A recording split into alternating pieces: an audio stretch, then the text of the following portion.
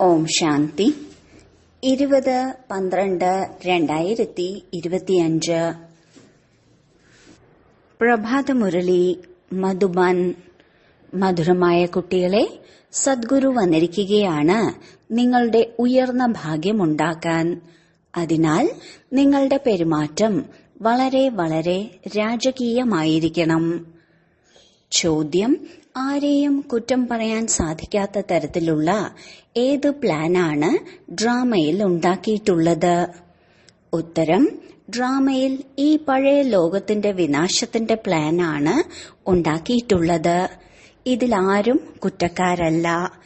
ഈ സമയം ഇതിന്റെ വിനാശത്തിനു വേണ്ടി പ്രകൃതിക്ക് വളരെ ശക്തമായ കോപം വരും. നാനാഭാഗത്തും ഭൂകമ്പങ്ങൾ ഉണ്ടാകും. കെട്ടിടങ്ങളെല്ലാം വീഴും. വെള്ളപ്പൊക്കം വരും. ക്ഷാമമുണ്ടാകും. അതിനാൽ ബാബ പറയുന്നു, കുട്ടികളെ, ഇപ്പോൾ ഈ പഴയ ലോകത്തിൽ നിന്നും നിങ്ങൾ നിങ്ങളുടെ ബുദ്ധിയോഗം അകറ്റൂ. സദ്ഗുരുവിന്റെ ശ്രീമതത്തിലൂടെ നടക്കൂ. ജീവിച്ചിരിക്കെ ദേഹബോധം ഉപേക്ഷിച്ച് സ്വയത്തെ ആത്മാവാണെന്ന് മനസ്സിലാക്കി ബാബയെ ഓർമ്മിക്കാനുള്ള പുരുഷാർത്ഥം ചെയ്തുകൊണ്ടിരിക്കൂ. ഗീതം: നമുക്ക് ആ വഴിയിലൂടെ നടക്കണം. ഓം ശാന്തി. ഏത് വഴിയിലൂടെയാണ് നടക്കേണ്ടത്? ഗുരുവിന്റെ വഴിയിലൂടെ നടക്കണം. ഇത് ഏത് ഗുരുവാണ്? ഇരിക്കുമ്പോഴും എഴുന്നേൽക്കുമ്പോഴും മനുഷ്യരുടെ വായിൽ നിന്നും വരും ആഹാ ഗുരു എന്ന്. ഗുരുക്കന്മാർ ഒരുപാടുണ്ട്. ആഹാ ഗുരു എന്ന് ആരെയാണ് പറയുക? ആരുടെ മഹിമയാണ് പാടുക? സദ്ഗുരു ഒരു ബാബ മാത്രമാണ്. ഭക്തിമാർഗത്തിൽ ഒരുപാട് ഗുരുക്കന്മാരുണ്ട്. ചിലർ ചിലരുടെ മഹിമ പാടും, ചിലർ മറ്റാരുടെയെങ്കിലും മഹിമ പാടും. ആരെയാണോ ആഹാ ആഹാ എന്ന് പറഞ്ഞ് മാനിക്കുന്നത്, ആ സത്യമായ സദ്ഗുരു ഒന്നു മാത്രമാണ് എന്ന് കുട്ടികളുടെ ബുദ്ധിയിലുണ്ട്. സത്യമായ സദ്ഗുരു ഉണ്ടെങ്കിൽ തീർച്ചയായും കാപട്യമുള്ളവരും ഉണ്ടായിരിക്കും. സത്യമായത് സംഗമയുഗത്തിലാണ്. ഭക്തിമാർഗത്തിലും സത്യത്തിന്റെ മഹിമ പാടാറുണ്ട്. ഉയർന്നതിലും ഉയർന്ന ബാബ മാത്രമാണ് സത്യമായിട്ടുള്ളത്. ആരാണോ മുക്തിദാതാവും വഴികാട്ടിയുമായി മാറുന്നത്. ഇന്നത്തെ കാലത്ത് ഗുരുക്കന്മാർ ഗംഗാസ്നാനം ചെയ്യിപ്പിക്കാനും തീർത്ഥസ്ഥാനങ്ങളിലേക്ക് കൊണ്ടുപോകാനുമുള്ള വഴികാട്ടിയായിട്ടാണ് മാറുന്നത്. ഹേ പതിത പാവന, വരൂ എന്ന് പറഞ്ഞ് എല്ലാവരും ഓർമ്മിക്കുന്ന ബാബയാകുന്ന സദ്ഗുരു അങ്ങനെയല്ല. പതിത പാവനൻ എന്ന സദ്ഗുരുവിനെ തന്നെയാണ് പറയുന്നത്. ആ സദ്ഗുരുവിന് മാത്രമേ പാവനമാക്കി മാറ്റാൻ സാധിക്കുകയുള്ളൂ. തീർത്ഥയാത്രയ്ക്ക് കൊണ്ടുപോകുന്ന ഗുരുക്കന്മാർക്ക് പാവനമാക്കി മാറ്റാൻ സാധിക്കില്ല. എന്നെ ഓർമ്മിക്കൂ എന്ന് പറയില്ല. ഗീതയൊക്കെ വായിക്കുന്നുമുണ്ട്, എന്നാൽ അർത്ഥമൊന്നും അറിയില്ല. അഥവാ സദ്ഗുരു ഒന്നാണെന്ന് മനസ്സിലാക്കുകയാണെങ്കിൽ സ്വയത്തെ ഗുരുവാണെന്ന് പറയില്ല. ഡ്രാമയനുസരിച്ച് ഭക്തിമാർഗത്തിലെ വകുപ്പ് തന്നെ വേറെയാണ്. അതിൽ അനേക ഗുരുക്കന്മാരും ഭക്തരുമുണ്ട്. ഇവിടെയാണെങ്കിൽ എല്ലാം ഒന്നേ ഉള്ളൂ. പിന്നീട് ഈ ദേവീ ദേവതകൾ ആദ്യ നമ്പറിൽ വരുന്നു. ഇപ്പോൾ അവസാനമാണ്. ബാബ വന്നിട്ടാണ് ഇവർക്ക് സത്യുഗത്തിലെ ചക്രവർത്തി പദവി നൽകുന്നത്. അപ്പോൾ മറ്റെല്ലാവർക്കും സ്വതവേ തിരിച്ചു പോകണം. അതുകൊണ്ടാണ് എല്ലാവരുടെയും സദ്ഗതി ദാതാവ് ഒന്നാണ് എന്ന് പറയുന്നത്. നിങ്ങൾ മനസ്സിലാക്കുന്നുണ്ട്, കൽപ്പകൽപ്പം സംഗമത്തിൽ തന്നെയാണ് ദേവീ ദേവതാ ധർമ്മത്തിന്റെ സ്ഥാപന ഉണ്ടാകുന്നത്. നിങ്ങൾ പുരുഷോത്തമരായി മാറുന്നു. വേറെ ഒരു ജോലിയും ചെയ്യുന്നില്ല. ഗതി സദ്ഗതിയുടെ ദാതാവും ഒന്നാണെന്ന് പാടാറുമുണ്ട്. ഇത് ബാബയുടെ തന്നെ മഹിമയാണ്. ഗതിയും സദ്ഗതിയും സംഗമത്തിൽ തന്നെയാണ് ഉണ്ടാകുന്നത്. സംഗമത്തിൽ ഒരു ധർമ്മമാണ് ഉള്ളത്. ഇതും മനസ്സിലാക്കേണ്ട കാര്യമല്ലേ? എന്നാൽ ഇതിനുള്ള ബുദ്ധി ആരാണ് നൽകുക? നിങ്ങൾ മനസ്സിലാക്കുന്നുണ്ട്, ബാബ തന്നെയാണ് വന്ന് യുക്തി പറഞ്ഞു തരുന്നത്. ആർക്കാണ് ശ്രീമതം നൽകുന്നത്? ആത്മാക്കൾക്ക്. ബാബ അച്ഛനുമാണ്, സദ്ഗുരുവുമാണ്, ടീച്ചറുമാണ്. ജ്ഞാനമാണ് പഠിപ്പിക്കുന്നത്. ബാക്കി എല്ലാ ഗുരുക്കന്മാരും ഭക്തി തന്നെയാണ് പഠിപ്പിക്കുന്നത്. ബാബയുടെ ജ്ഞാനത്താൽ നിങ്ങളുടെ സദ്ഗതി ഉണ്ടാകുന്നു. പിന്നീട് ഈ പഴയ ലോകത്തിൽ നിന്ന് തിരിച്ചു പോകുന്നു. ഇത് നിങ്ങളുടെ പരിധിയില്ലാത്ത സന്യാസം കൂടിയാണ്. ബാബ മനസ്സിലാക്കി തന്നിട്ടുണ്ട്. ഇപ്പോൾ നിങ്ങളുടെ 84 ജന്മങ്ങളുടെ ചക്രം പൂർത്തിയായി കഴിഞ്ഞു. ഇപ്പോൾ ഈ ലോകം നശിക്കാനുള്ളതാണ്. ആർക്കെങ്കിലും രോഗം സീരിയസ് ആകുകയാണെങ്കിൽ പറയും ഇവർക്ക് പോകാൻ സമയമായി എന്ന്. അവരെ എന്തിന് ചിന്തിക്കണം? ശരീരം ഇല്ലാതാകും. ബാക്കി ആത്മാവ് ചെന്ന് മറ്റൊരു ശരീരം എടുക്കുന്നു. പ്രതീക്ഷ ഇല്ലാതാകുന്നു. ബംഗാളിൽ പ്രതീക്ഷയില്ലെന്ന് കാണുമ്പോൾ പ്രാണൻ ശരീരത്തിൽ നിന്ന് പോകാനായി ഗംഗയിൽ ചെന്ന് മുക്കുന്നു. മൂർത്തികളുടെ പൂജ ചെയ്ത് പിന്നീട് ചെന്ന് മുക്കിക്കോ എന്ന് പറയുന്നു. ഇപ്പോൾ മുഴുവൻ ലോകവും മുങ്ങിപ്പോകുമെന്ന് നിങ്ങൾക്കറിയാം. വെള്ളപ്പൊക്കം വരും, തീ പിടിക്കും, മനുഷ്യർ പട്ടിണി കിടന്ന് മരിക്കും. ഈ അവസ്ഥകളെല്ലാം വരണം. ഭൂമികുലുക്കത്തിൽ കെട്ടിടങ്ങളെല്ലാം വീണുപോകും. ഈ സമയം പ്രകൃതിക്ക് കോപം വരുമ്പോൾ എല്ലാത്തിനെയും നശിപ്പിക്കുന്നു. ഈ അവസ്ഥകളെല്ലാം മുഴുവൻ ലോകത്തിലും വരണം.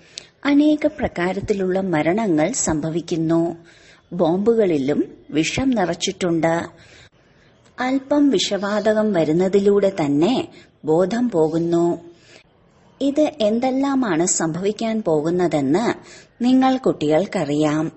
ഇതെല്ലാം ആരാണ് ചെയ്യിപ്പിക്കുന്നത്? ബാബ ഒന്നും ചെയ്യിപ്പിക്കുന്നില്ല. ഇത് ഡ്രാമയിൽ അടങ്ങിയിട്ടുള്ളതാണ്. ആരെയും കുറ്റം പറയാൻ സാധിക്കില്ല. ഡ്രാമയുടെ പ്ലാൻ അങ്ങനെ ഉണ്ടാക്കിയിരിക്കുകയാണ്. പഴയ ലോകം പിന്നീട് തീർച്ചയായും പുതിയ ലോകമായി മാറും. പ്രകൃതിക്ഷോഭങ്ങൾ വരും. വിനാശമുണ്ടാവുക തന്നെ വേണം. ഈ പഴയ ലോകത്തോട് ബുദ്ധിയുടെ യോഗം ഇല്ലാതാക്കുക, ഇതിനെയാണ് പരിധിയില്ലാത്ത സന്യാസമെന്ന് പറയുന്നത്. ഇപ്പോൾ നിങ്ങൾ പറയും, നമുക്ക് ഈ വഴി പറഞ്ഞു തരുന്ന സദ്ഗുരു ആഹാ. കുട്ടികൾക്കും മനസ്സിലാക്കി കൊടുക്കുന്നുണ്ട്. ബാബയെ നിന്ദിക്കുന്ന തരത്തിലുള്ള ഒരു പെരുമാറ്റവും ഉണ്ടാകരുത്. നിങ്ങളിപ്പോൾ ജീവിച്ചിരിക്കെ മരിക്കുകയാണ്. ദേഹം ഉപേക്ഷിച്ച് സ്വയത്തെ ആത്മാവാണെന്ന് മനസ്സിലാക്കുന്നു. ദേഹത്തിൽ നിന്ന് വേറിട്ട ആത്മാവായി മാറി ബാബയെ ഓർമ്മിക്കണം. ഇവർ വളരെ നല്ലതാണ് പറയുന്നത്. ആഹാ സദ്ഗുരു ആഹാ. പാരലൗകിക സദ്ഗുരുവിനെ തന്നെയാണ് ആഹാ ആഹാ എന്ന് പറയുന്നത്. ലൗകിക ഗുരുക്കന്മാർ ഒരുപാടുണ്ട്. സത്യമായ സദ്ഗുരു ഒന്നു മാത്രമേ ഉള്ളൂ. ഭക്തിമാർഗത്തിലും ബാബയാകുന്ന സദ്ഗുരുവിന്റെ പേരാണ് തുടർന്നുകൊണ്ടേ വരുന്നത്. മുഴുവൻ സൃഷ്ടിയുടെ അച്ഛൻ ഒന്നു തന്നെയാണ്. പുതിയ സൃഷ്ടിയുടെ സ്ഥാപന എങ്ങനെയാണുണ്ടാകുന്നത് ഇതാർക്കും അറിയില്ല. പ്രളയമുണ്ടായി, പിന്നീട് ആലിലയിൽ ശ്രീകൃഷ്ണൻ വന്നു എന്ന് ശാസ്ത്രങ്ങളിലെല്ലാം കാണിക്കുന്നുണ്ട്. ഇപ്പോൾ നിങ്ങൾ മനസ്സിലാക്കുന്നു ആലിലയിൽ എങ്ങനെ വരും. നിങ്ങളെ ഇപ്പോൾ കയറുന്ന കലയിലേക്ക് കൊണ്ടുപോകുന്നതിന് വേണ്ടി സദ്ഗുരുവിനെ ലഭിച്ചിരിക്കുകയാണ്. പറയാറില്ലേ, നിങ്ങളുടെ കയറുന്ന കലയിലൂടെ എല്ലാവരുടെയും നന്മയുണ്ടാകുന്നു. അതിനാൽ ആത്മീയ അച്ഛൻ ആത്മാക്കൾക്കിരുന്ന് മനസ്സിലാക്കി തരികയാണ്. ആത്മാവ് 84 ജന്മങ്ങളും എടുത്തു. ഓരോ ജന്മത്തിലും നാമരൂപം വേറെയായിരിക്കും. ഇന്നയാൾ 84 ജന്മം എടുത്തു എന്ന് പറയില്ല. ആത്മാവാണ് 84 ജന്മം എടുക്കുന്നത്. ശരീരം മാറിക്കൊണ്ടേയിരിക്കുന്നു. നിങ്ങളുടെ ബുദ്ധിയിൽ ഈ കാര്യങ്ങളെല്ലാം ഉണ്ട്. മുഴുവൻ ജ്ഞാനവും ബുദ്ധിയിൽ ഉണ്ടായിരിക്കണം. ആര് വന്നാലും അവർക്ക് മനസ്സിലാക്കി കൊടുക്കണം. തുടക്കത്തിൽ ദേവീ ദേവതകളുടെ രാജ്യമായിരുന്നു. പിന്നീട് മധ്യത്തിൽ രാവണ രാജ്യം വന്നു. ഏണിപ്പടി ഇറങ്ങിക്കൊണ്ടേയിരിക്കുന്നു. സത്യുഗത്തിൽ സത്തോ പ്രധാനം, പിന്നീട് സത്തോ രജോ തമോയിലൂടെ ഇറങ്ങുന്നു. ചക്രം ഇറങ്ങിക്കൊണ്ടേയിരിക്കുന്നു. ചിലരെല്ലാം പറയും, ബാബയ്ക്ക് നമ്മളെ 84 ജന്മങ്ങളുടെ ചക്രത്തിലേക്ക് കൊണ്ടുവരേണ്ട വല്ല ആവശ്യവും ഉണ്ടായിരുന്നോ എന്ന്. എന്നാൽ ഈ സൃഷ്ടിചക്രം അനാദിയായി ഉണ്ടാക്കപ്പെട്ടതാണ്. ഇതിന്റെ ആദിമധ്യ അന്ത്യത്തെക്കുറിച്ച് അറിയണം. മനുഷ്യരായിട്ട് അറിയുന്നില്ല എങ്കിൽ അവർ നാസ്തികരാണ്. അറിയുന്നതിലൂടെ നിങ്ങൾക്ക് എത്ര ഉയർന്ന പദവി പ്രാപ്തമാകുന്നു. ഈ പഠിപ്പ് എത്ര ഉയർന്നതാണ്. വലിയ പരീക്ഷ പാസ്സാകുന്നവരുടെ മനസ്സിൽ സന്തോഷമുണ്ടാകാറുണ്ടല്ലോ. നമ്മൾ വലുതിലും വലിയ പദവി പ്രാപ്തമാക്കും. നിങ്ങൾക്കറിയാം, ഈ ലക്ഷ്മി നാരായണന്മാർ പൂർവജന്മത്തിൽ പഠിച്ച് പിന്നീടാണ് മനുഷ്യനിൽ നിന്നും ദേവതയായി മാറിയത്. ഈ പഠിപ്പിലൂടെയാണ് സത്യുഗി രാജധാനി സ്ഥാപിക്കപ്പെടുന്നത്. പഠിപ്പിലൂടെ എത്ര ഉയർന്ന പദവിയാണ് ലഭിക്കുന്നത്. അത്ഭുതമല്ലേ? വലിയ വലിയ ക്ഷേത്രങ്ങൾ ഉണ്ടാക്കുന്നവരോടും അഥവാ വലിയ വലിയ വിദ്വാൻമാരോടും ചോദിക്കൂ, ഈ ലക്ഷ്മി നാരായണന്മാർ സത്യുഗത്തിന്റെ തുടക്കത്തിൽ എങ്ങനെയാണ് ജന്മമെടുത്തത് എന്ന്. അപ്പോൾ പറയാൻ സാധിക്കില്ല. നിങ്ങൾക്കറിയാം, ഇത് ഗീതയുടെ തന്നെ രാജയോഗമാണ്. ഇപ്പോൾ നിങ്ങൾക്ക് ബാബ ഇരുന്ന് കേൾപ്പിക്കുകയാണ്.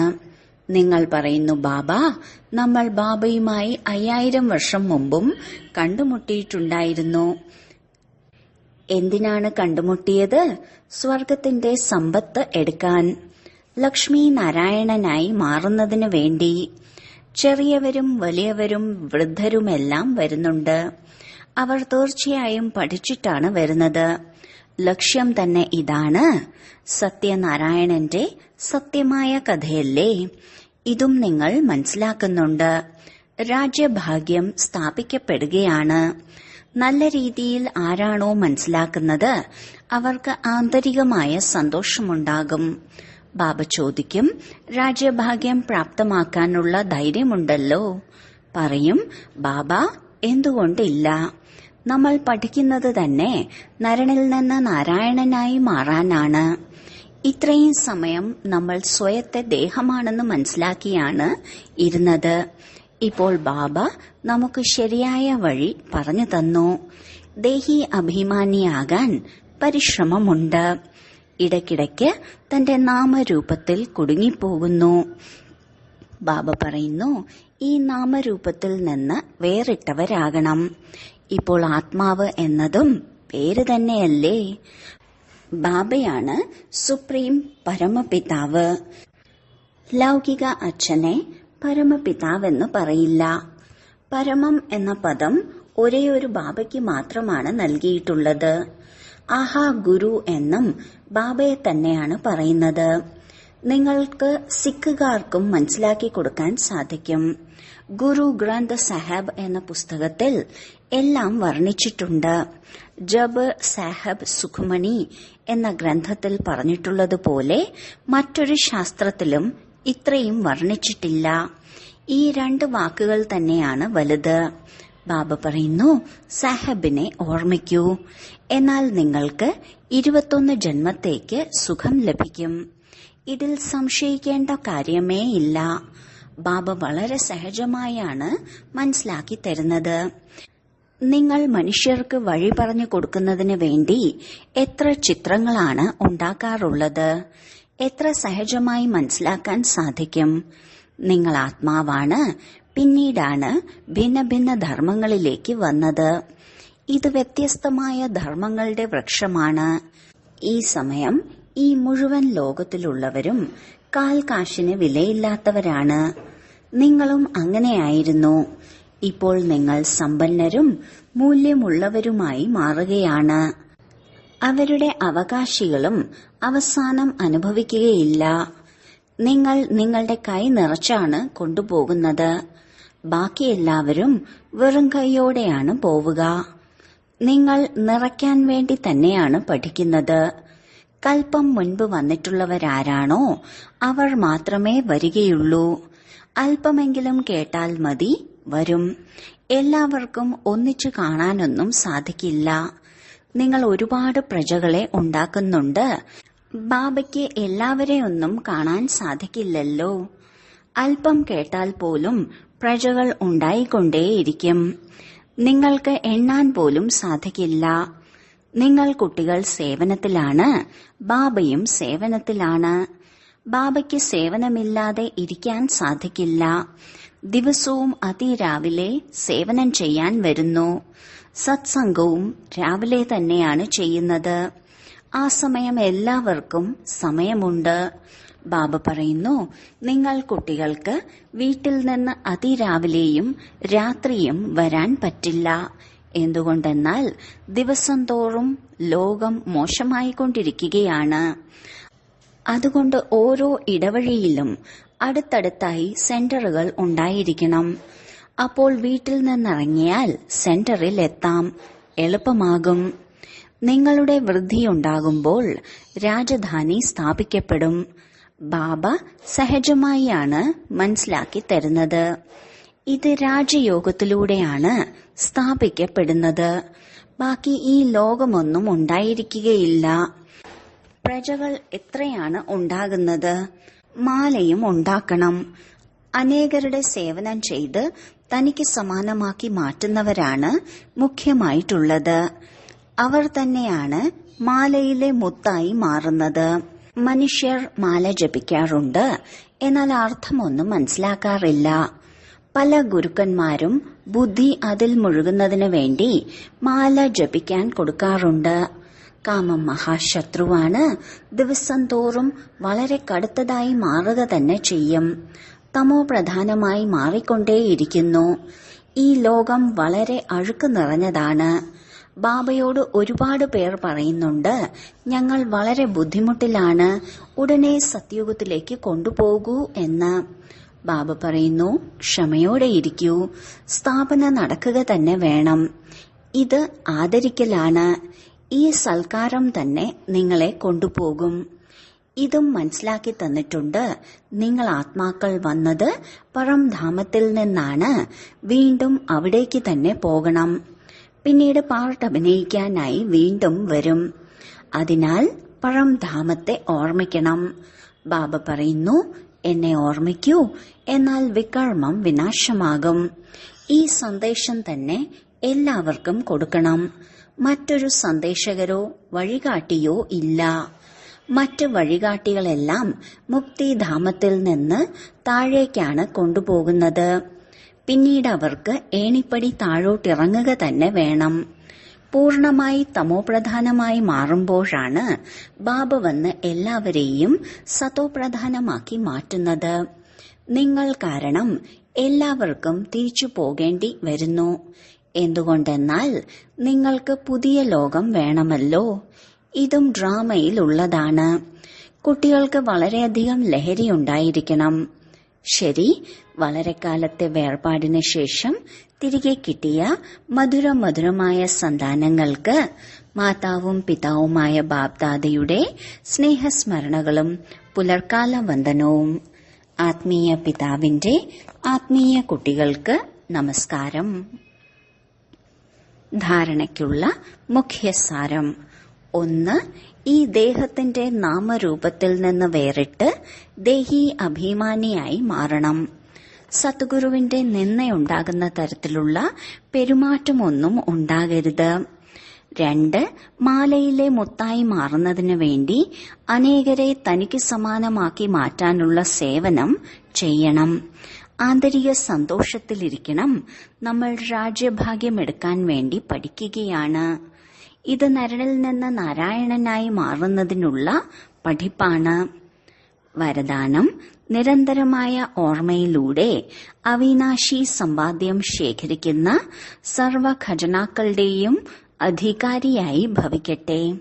നിരന്തരമായ ഓർമ്മയിലൂടെ ഓരോ ചുവടിലും സമ്പാദ്യം ശേഖരിക്കുകയാണെങ്കിൽ സുഖം, ശാന്തി, ആനന്ദം, പ്രേമം എന്നീ ഖജനാവുകളും അധികാര രൂപത്തിൽ അനുഭവം ചെയ്യാനാകും. ഒരു വിധത്തിലുമുള്ള വിഷമതകളും ഉണ്ടാകില്ല. സംഗമയുഗത്തിൽ ബ്രാഹ്മണർക്ക് ഒരു കഷ്ടവും ഉണ്ടാകില്ല. ഏതെങ്കിലും വിഷമതകൾ ഉണ്ടാവുകയാണെങ്കിൽ തന്നെ അത് ബാബയുടെ ഓർമ്മ വരുത്താനായിരിക്കും.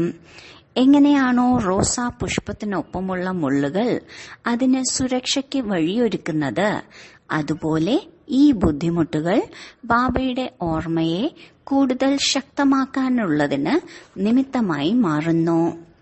സ്ലോഗൻ: സ്നേഹരൂപത്തിന്റെ അനുഭവം കേൾപ്പിക്കാറുണ്ടല്ലോ, ഇനി ശക്തിരൂപത്തിന്റെ അനുഭവങ്ങളും കേൾപ്പിക്കാൻ തുടങ്ങൂ. അവ്യക്ത സൂചന: ഇപ്പോൾ സമ്പന്നവും കർമാതീതവുമായി മാറാനുള്ള ദൃഢസങ്കല്പം എടുക്കൂ. എങ്ങനെയാണോ ബ്രഹ്മബാബ അവസാന സമയത്ത് തന്റെ കർമാതീത സ്റ്റേജിലെത്തിയത്, അപ്പോൾ ആശീർവാദങ്ങൾ നൽകുന്ന പാർട്ടാണ് ഉണ്ടായിരുന്നത്. അന്ന് ബാലൻസിന്റെയും ബ്ലെസ്സിങ്ങിന്റെയും അത്ഭുതങ്ങൾ കണ്ടിരുന്നു. അതുപോലെ ബ്രഹ്മബാബയുടെ ചുവടുകളെ പിന്തുടരൂ. ഇതുതന്നെയാണ് സഹജവും ശക്തിശാലിയുമായ സേവനം. ഇപ്പോൾ കണ്ണുകളിലൂടെയോ നെറ്റിത്തടത്തിലൂടെയോ ആശീർവാദങ്ങൾ നൽകുക എന്നതാണ് വിശേഷാത്മാക്കളുടെ പാർട്ട്. ഓം ശാന്തി.